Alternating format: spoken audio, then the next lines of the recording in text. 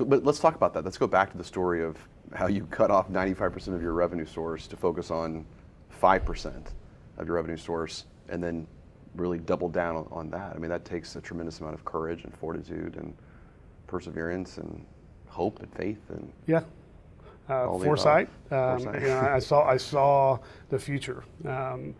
Fort Worth is it's exploding. If you've lived here for the last 15 years, when we started Fort Worth Magazine, we were downtown.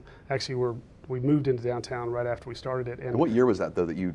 December 1998. That you decided to go all in with Fort Worth? No, I'm sorry. That's when we started Fort Worth Magazine, December 98. Okay. And I bought my partner out all in 2005. 2005, okay. Right? So at that time, you could shoot a shotgun down Main Street at 5 o'clock on a Friday night and you wouldn't hit anybody. I mean, it was dead. It was dead. Downtown was dead. And Fort Worth was not growing like it is today. Over the last 10 years, Fort Worth has exploded. We are a dominant force in the entertainment, the restaurants. We're becoming a restaurant mecca here in Fort Worth. So in the retail, which is really where city magazines make their money. Most city magazines, 90% of their revenue comes from advertising, from retail primarily.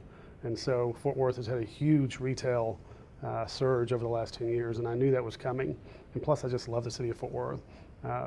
Born and bred here, and love it. And so I saw the potential that wasn't being fulfilled in the environment that we had it in. So if you were to give kind of the steps or the lessons learned to future entrepreneurs on that run towards a moment of you are now going to cut off 95% of the other products. I think that's hard sometimes. I think as we grow sometimes in organizations and businesses, we add too many products.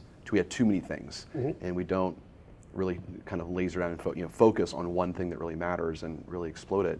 So what advice would you give to other entrepreneurs when they're in that crucial moment of should we do this or not? You've heard the comment that making a decision, even if it's the wrong one, is better than making no decision at all. Yep. So many people sit on the sidelines and they're too afraid to make that decision because it could be the wrong decision.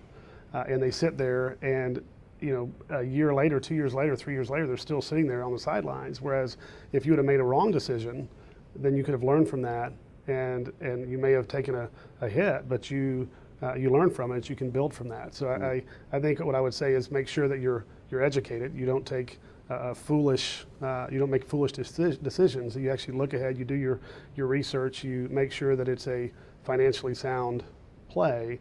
But there's sometimes you just got to pull the trigger. Right, and so I just say if it feels right and it looks right, don't spend too much time thinking about it. Pull the trigger.